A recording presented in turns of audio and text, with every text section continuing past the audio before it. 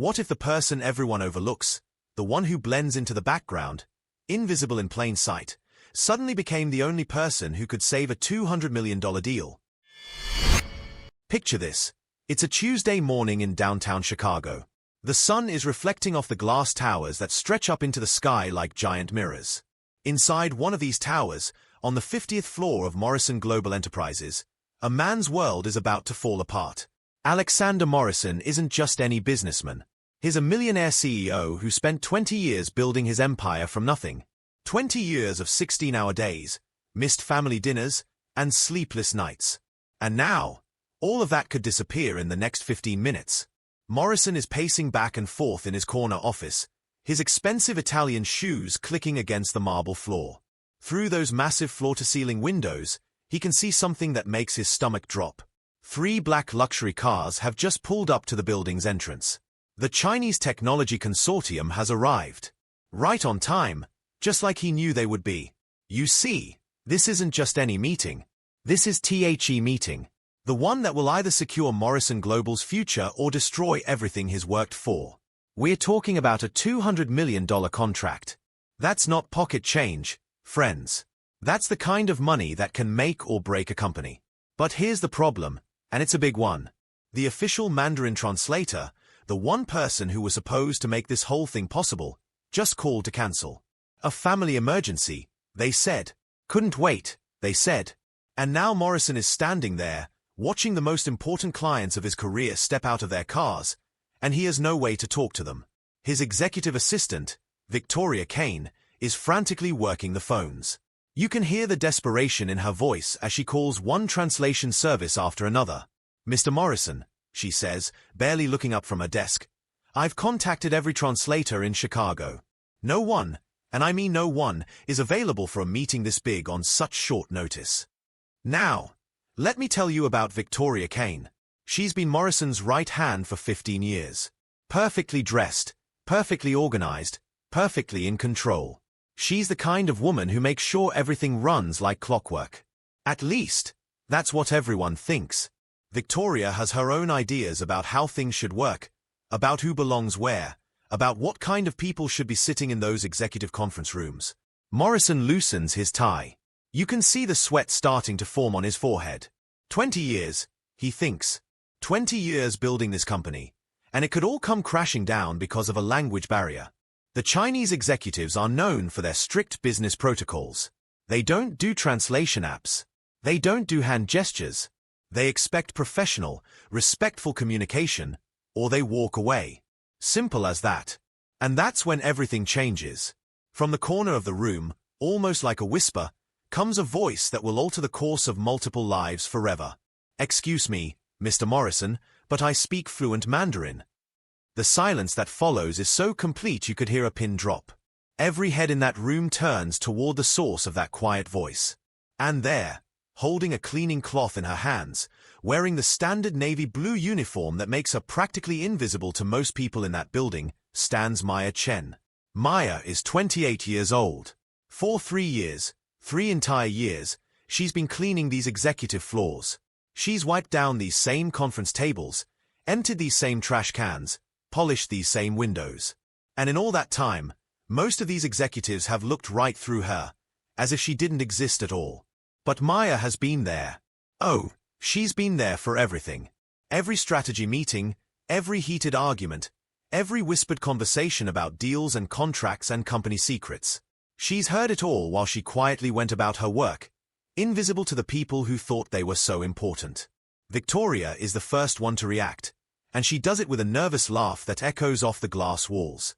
"Maya," she says, and you can hear the condescension dripping from every word. "This isn't a joke.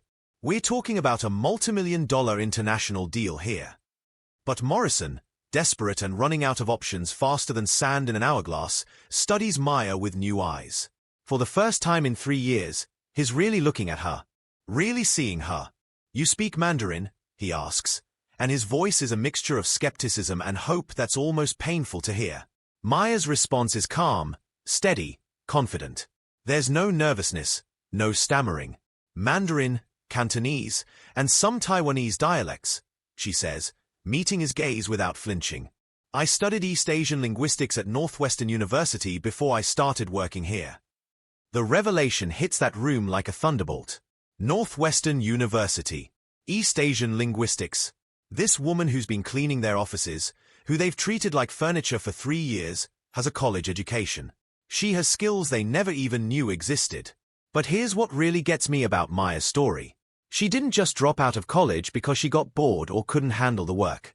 No, she had to leave Northwestern in the middle of her junior year because her mother, her diabetic mother, lost her job. Someone had to take care of mom. Someone had to pay the medical bills. Someone had to make sure the rent got paid. And Maya, being the kind of person she is, stepped up. She put her dreams on hold to take care of the person who mattered most. Morrison demands proof. He's desperate, but he's not stupid. Prove it, he says abruptly. Say something in Mandarin. Maya takes a deep breath. And then, in perfect Mandarin, with pronunciation so flawless it sounds like music, she begins to speak. The words flow from her lips with natural confidence and authority. Even though Morrison doesn't understand what she's saying, he can feel the fluency, the expertise, the quiet power in her voice. What did you say? He asks, still processing what he just heard. Maya translates with the same calm confidence. That it's an honor to meet you here, and we hope our cooperation will bring mutually beneficial results. It's a very respectful, standard business greeting in Chinese culture. Standard business greeting. Chinese culture. This woman doesn't just speak the language. She understands the culture, the nuances, the diplomatic subtleties that can make or break international business deals. But Victoria, oh Victoria, she's not having any of this. Her face twists with barely concealed irritation. You can practically see the wheels turning in her head, trying to figure out how to shut this down. David, she says, and notice how she uses his first name, asserting her position. Think about what you're doing here. What will the Chinese executives think when they see that you've brought a cleaning lady to conduct the most important meeting of the year? Those words hang in the air like poison. A cleaning lady. The way Victoria says it, you'd think Maya was something dirty, something shameful, something that needed to be hidden away. And that's when Maya remembers. 6 months ago, she was cleaning the executive bathroom when she heard Victoria on the phone, crying and angry, talking to someone about that Asian girl who hangs around the important meetings. Maya had pretended not to hear, had kept cleaning like she was invisible. But she remembered every single word. She filed it away, along with all the other little cruelties, all the other moments when people revealed who they really were when they thought no one was listening. For a moment that feels like an eternity, Morrison studies Maya's face. There's something in her eyes, a deep intelligence, a quiet dignity that stands in sharp contrast to the way everyone in that building treats her every single day. This woman has been cleaning these rooms for 3 years, listening to every conversation, absorbing more about how the company really works than some executives learn in decades. And Morrison makes a decision that will change everything. You have 20 minutes, he says, ignoring Victoria's shocked stare. Get yourself together, put on something appropriate, and meet me in the conference room. As Maya hurries out to prepare, Victoria whispers furiously to Morrison, "You've completely lost your mind. When this backfires, and it will backfire, it's going to be the end of your career." But Morrison isn't listening anymore. For the first time in years, he's about to discover that sometimes the most valuable people are the ones hiding in plain sight, right under your nose. 20 minutes later, when Maya returns to the conference room, the transformation is nothing short of remarkable. Gone is the navy blue maintenance uniform. Instead, she's wearing a simple but elegant black outfit she borrowed from the receptionist. Her hair is pulled back into a sophisticated bun. She carries a notepad like any other executive. But more than the clothes, more than the hairstyle, it's her posture that's changed. She carries herself with quiet dignity, with the confidence of someone who has finally been given permission to show the world who she really is. Thomas Richardson, the CFO, can't help but mutter under his breath, "Jesus Christ. Is that really the same person?" And Victoria, never one to miss an opportunity to be cruel, doesn't even bother to lower her voice when she whispers to her assistant, "You can put a jewel on a piece of coal, but it's still coal on the inside." The Chinese delegation arrives exactly on time. Because in Chinese culture, punctuality isn't just polite, it's essential. 5 impeccably dressed executives enter the elegant, glass-walled conference room. They are chatting among themselves in Mandarin as they take in the view of Lake Michigan stretching out beyond the windows. Morrison makes the formal introductions, and here's where his desperation turns into strategy. He deliberately leaves out Maya's actual job title. "This is Maya Chen," he says, choosing each word carefully. "Our international relations specialist." International relations specialist. Not cleaning lady. Not maintenance worker. With those 4 words, Morrison gives Maya the dignity she's been denied for 3 years. The delegation leader, Mr. Liu Wei, greets Maya with a respectful bow. And when she responds in perfect Mandarin, thanking him for the honor of the meeting, praising their punctuality as a virtue highly valued in Chinese culture, his eyes light up with genuine surprise and approval. For the first 15 minutes of that meeting, something magical happens. Maya doesn't just translate words. She translates meaning. She captures cultural nuances. She handles diplomatic subtleties with surgical precision. When Mr. Liu makes a small joke in Mandarin, Maya doesn't just translate the words. She conveys the humor in a way that makes Morrison genuinely laugh. The meeting flows with a naturalness that nobody expected. Maya translates not just language, but culture itself. She knows when to be formal, when to be warm, when to pause for respect. She understands that in Chinese business culture, the way you say something is often more important than what you say. She bridges 2 worlds with grace and expertise that leaves everyone in that room amazed. For those precious minutes, Maya shines. This is what she was meant to do. This is the person she was before life forced her to put her dreams in a storage box. This is the woman who studied linguistics, who understood cultures, who had plans and ambitions and a future that stretched out before her like an open road. And Victoria sees all of this. She watches Maya excel, watches the Chinese executives respond positively, watches Morrison's relief and growing respect. And with each passing minute, something ugly grows in Victoria's chest. Jealousy, fear, rage. Because Victoria has built her entire identity around being indispensable, around being the gatekeeper, around being the one person Morrison can't do without. And suddenly, here's this cleaning lady, this person she's looked down on for 3 years, showing skills Victoria never knew existed, handling a situation Victoria couldn't manage, solving a problem Victoria had declared impossible to solve. Victoria can't stand it. She won't stand it. So she makes a decision that will destroy her own life while accidentally setting Maya free. Victoria decides to intervene. "Maya," she interrupts, and her smile is so sweet it's venomous. "Perhaps we should explain to our guests your unique career path at our company." The words drop into that smoothly running meeting like a bomb. Maya feels the familiar weight of humiliation settling on her shoulders like a heavy coat. She knows what's coming. She's lived this moment in smaller ways dozens of times before. "It's just so inspiring," Victoria continues, her tone dripping with false admiration, "to see someone reinventing themselves like this, moving up in life, so to speak." The condescension is unmistakable. Mr. Liu watches the exchange with growing confusion, sensing the undercurrents but not understanding their source. And then Victoria delivers the killing blow.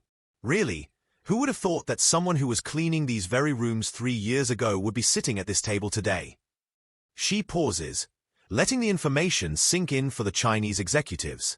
It really demonstrates how a company values diversity in all its forms. The silence that follows is devastating. Maya sees Mr. Liu's expression change subtly. Not exactly contempt, but uncomfortable surprise. In Chinese culture, professional hierarchies are taken very seriously. Respect is earned through position and expertise. And Victoria has just revealed that the person translating this crucial business meeting is, in their eyes, someone without proper status or authority. Morrison tries to recover. "What Victoria meant," he says quickly, "is that we value talent wherever we find it." But the damage is done. The easy flow of the meeting is broken. The Chinese executives are still polite, still professional, but something has shifted. Maya has become a curiosity rather than a colleague. For the next 15 minutes, Maya continues to translate, but she can feel the change in the room like a chill in the air. The Chinese executives glance at her differently now. She's no longer the competent professional who impressed them with her cultural knowledge. She's the cleaning lady who got lucky, the charity case who was given a chance she didn't deserve. The meeting ends with what diplomats call a tentative preliminary agreement, which is polite language for maybe, if we don't find something better. The Chinese executives promised to carefully consider the proposal, which everyone in that room knows means they are going to keep looking for alternatives. When the delegation leaves, Victoria can barely contain her satisfaction. She arranges her papers with exaggerated movements, her whole body language screaming triumph. "Well," she says, her voice dripping with fake concern, "that was interesting. Maybe next time we should be more transparent about our team's qualifications from the outset." Morrison is visibly furious, his face red with anger and embarrassment. But before he can respond, something unexpected happens. Maya rises calmly from her chair. There's something different about her now. Something that wasn't there before. A new kind of authority, a quiet power that fills the room. "Victoria," she says, her voice soft but loaded with meaning, "Mr. Liu mentioned something interesting before he left." Victoria raises an eyebrow, still feeling victorious. "Oh, really? Like what?" "He said he was impressed with my fluency, but confused by the hierarchical dynamics of the meeting." Maya pauses, letting the weight of her words settle. "He asked if I could call him later to clarify some cultural aspects of our presentation." Victoria's expression begins to change, just slightly. A shadow of uncertainty crosses her face. "What aspects?" she asks, and for the first time, there's a tiny note of worry in her voice. Maya's smile is soft, almost gentle. But there's something behind it now, something that would make a smart person very, very careful. Mainly why the person responsible for translation wasn't introduced as the lead negotiator, considering that in their culture, whoever speaks the language automatically assumes the position of authority in business discussions. Maya's voice remains calm, conversational. "He said he'd like to better understand our organizational structure before making a final decision." And just like that, Victoria's triumphant smile begins to fade. Because she's starting to realize something that terrifies her. She may have just made the biggest mistake of her life. For 3 years, Maya Chen has been invisible. She's been overlooked, dismissed, treated like a piece of furniture that someone occasionally moved around to clean behind. But invisibility, Maya is about to prove, can be the most dangerous weapon of all. Especially when you've been watching, learning, listening, and collecting evidence. Victoria thought she had destroyed Maya's moment of glory. She thought she had put the cleaning lady back in her place, reminded everyone in that room of the natural order of things. But Victoria made one crucial error. She assumed that 3 years of humiliation had broken Maya's spirit. She assumed that someone in Maya's position would just accept defeat and fade back into the shadows. Victoria was wrong. Because Maya Chen hadn't just been cleaning those offices for 3 years. She'd been preparing, planning, building a case, and collecting enough evidence to bring down not just Victoria, but the entire corrupt system that had kept talented people like herself invisible while promoting mediocrity and prejudice. The real battle was about to begin, and Maya had been getting ready for it longer than anyone could possibly imagine. That night, Maya Chen sat in her small apartment in Chicago's Chinatown, staring at her computer screen. The cursor blinked on a file she'd been building for 2 years, a file that Victoria Kane had no idea existed. It wasn't paranoia that made Maya collect this information. It was preparation. Because when you're invisible for 3 years, when people treat you like you don't exist, you see things. You hear things. And sometimes, if you're smart, you document things. The file was titled Morrison Global Irregularities, and it contained 63 pages of meticulously collected evidence. Screenshots of emails Victoria thought she had deleted. Recordings captured by the building security system when Victoria worked late and thought she was alone. And most damaging of all, photographs of documents proving how Victoria had deliberately sabotaged contracts with minority-owned businesses over the past 18 months. Maya had watched Victoria lie to clients, steal credit for other people's work, and use her position to block promotions for employees she considered inappropriate for the company's image. Every cruel comment, every discriminatory action, every unethical decision, Maya had seen it all. And unlike Victoria, who acted on impulse and emotion, Maya had been patient. Strategic. She had been building her case, piece by piece, waiting for the right moment. That moment had finally arrived. The next morning, Maya's phone buzzed with a message in Chinese characters. It was from Mr. Liu Wei. Ms. Chen, I would like to speak with you privately about our companies and your future opportunities. Could we meet tomorrow at 10 a.m. at the Golden Dragon Tea House on Wentworth Avenue? I have a proposal that may interest you. Maya's heart raced as she read those words. This wasn't just about translation anymore. During yesterday's meeting, before Victoria's sabotage, Maya had caught Mr. Liu studying her carefully. He wasn't just evaluating her language skills, he was assessing her business acumen, her composure under pressure, her ability to handle complex cultural negotiations. And apparently, he had liked what he saw. The next morning, Maya arrived at the Golden Dragon Tea House wearing a simple but elegant outfit she had purchased with money from a college savings account. Money she had been putting away dollar by dollar, still dreaming of someday finishing her degree. Mr. Liu was already there, accompanied by an elegant woman who introduced herself as Lisa Wong, the consortium's vice president of international development. Miss Chen, Mr. Liu began in English, then switched naturally to Mandarin. Yesterday I observed not only your linguistic abilities, but something much more valuable, your grace under undeserved pressure. Lisa leaned forward, her eyes bright with interest. Our company is expanding operations in North America. We need someone who understands both Chinese culture and American business dynamics from the inside. Someone who has observed how business really works, not just how it's supposed to work. For 2 hours, Maya found herself in the most stimulating conversation she'd had in years. She spoke fluently about market strategies, cultural differences in negotiation styles, and the subtle ways American companies often underestimated the sophistication of Asian investors. She carefully mentioned some irregularities she had observed at competing companies, without naming names or violating confidentiality. Her intelligence, so long hidden beneath a maintenance uniform, finally had room to breathe and grow. When Lisa slid a business card across the table, Maya read, Chen & Associates, International Business Consulting. Below that was an annual salary figure that was 5 times what she earned at Morrison Global. Consider our offer carefully, said Mr. Liu, standing to leave. But we have one specific condition. We would like you to start by helping us investigate certain discrepancies we've discovered in Morrison Global's business practices. It appears there is evidence of unethical behavior that violates federal regulations regarding fair business competition and workplace discrimination. Maya held the card with steady hands, but her mind was racing. There's going to be an emergency meeting at Morrison Global tomorrow, Lisa said quietly. We filed a formal complaint about the irregularities we discovered. It might be worth your while to attend. That evening, Maya called her mother. Mom, remember how you always told me that patience is a smart woman's most powerful weapon? Of course, sweetheart. Why do you ask? Maya looked out her apartment window at the Chicago skyline, the same view she'd had for 3 years while dreaming of something better. I think I finally understand what you meant. The next morning, the executive boardroom at Morrison Global was electric with tension. Morrison had called an emergency meeting with the entire board after receiving that formal complaint from the Chinese consortium about serious contractual irregularities that could result in a federal investigation. Victoria entered the boardroom like she owned it, her red power suit and clicking heels announcing her confidence to everyone within earshot.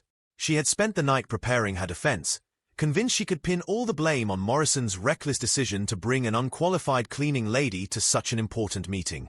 Well, Victoria began, addressing the 7 board members with practiced authority, I imagine we're here to discuss yesterday's disaster. As I warned, putting an unqualified employee in a negotiation of this magnitude was a reckless decision that has now cost the company $200 million. That's when the door opened quietly, and Maya entered wearing an impeccable gray business suit, not borrowed this time, but purchased with the advance her new Chinese partners had given her. She carried a leather briefcase and laptop, moving with the quiet confidence of someone who had finally found her true calling. I apologize for being late, Maya said calmly, taking a seat at the conference table. I was finalizing some important information for this meeting. Victoria's face twisted with barely concealed rage. With all due respect, Alexander, I don't understand why she's here. This is an executive meeting about serious business matters. Morrison's voice was ice cold. She's here because the Chinese delegation specifically requested her presence to clarify the accusations they've made against our company. Maya opened her laptop with deliberate movements. Mr. Liu contacted me yesterday afternoon with some very specific concerns about Morrison Global's business practices. Apparently, they had discovered evidence of bid rigging, contract manipulation, and systematic discrimination against minority-owned businesses. That's ridiculous. Victoria exploded, her carefully controlled facade cracking.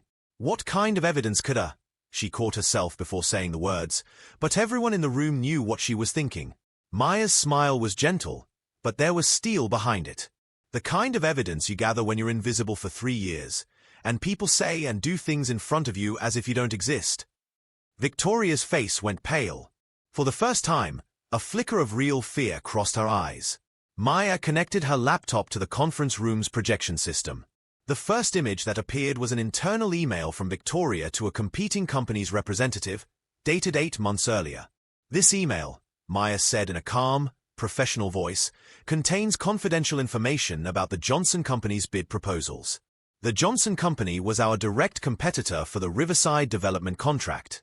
3 days after Victoria sent this email, Johnson Company mysteriously withdrew their bid, allowing us to win the contract at an inflated price. The silence in the room was deafening. Victoria tried to interrupt, but Maya continued with relentless precision. This second document shows how Victoria deliberately altered cost projections for projects led by minority employees, making their proposals appear over budget and forcing project cancellations that she then attributed to incompetence. The screen showed spreadsheets with obvious alterations, email chains discussing the changes, and financial records that painted a clear picture of systematic sabotage. For 3 years, while cleaning offices and emptying trash cans, Maya had been documenting every irregularity, every unethical decision, every discriminatory action. "This is a setup," Victoria shouted, jumping to her feet. "She's fabricating evidence to get revenge because I exposed her true position in this company." Maya remained perfectly calm. "Mr. Morrison, the recording I'm about to play was captured by our own building security system 10 months ago." Victoria's voice filled the conference room through the speakers, clear and unmistakable. "We simply cannot allow these types of people to think they belong in executive meetings. It's a matter of maintaining appropriate standards. Our clients expect to work with people who look the part." Victoria's face drained of all color.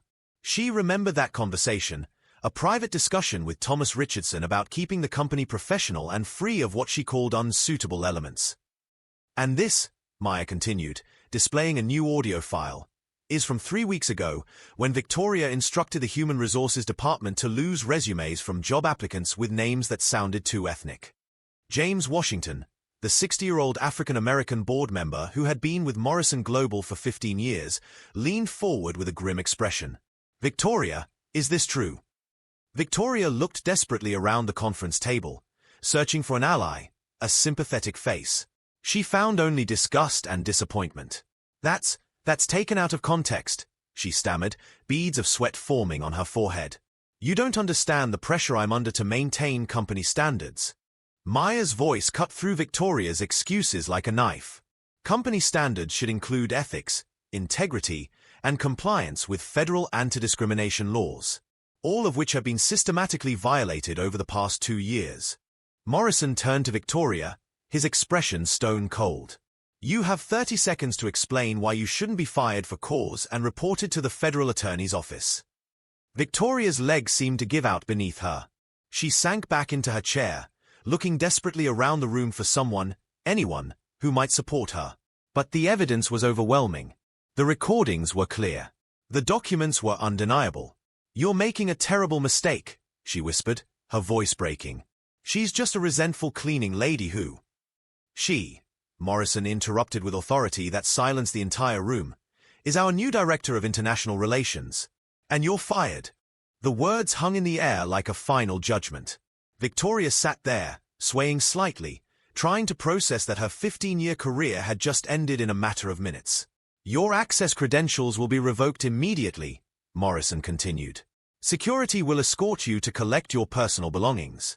And Victoria—" He paused, the weight of Maya's evidence heavy in his mind.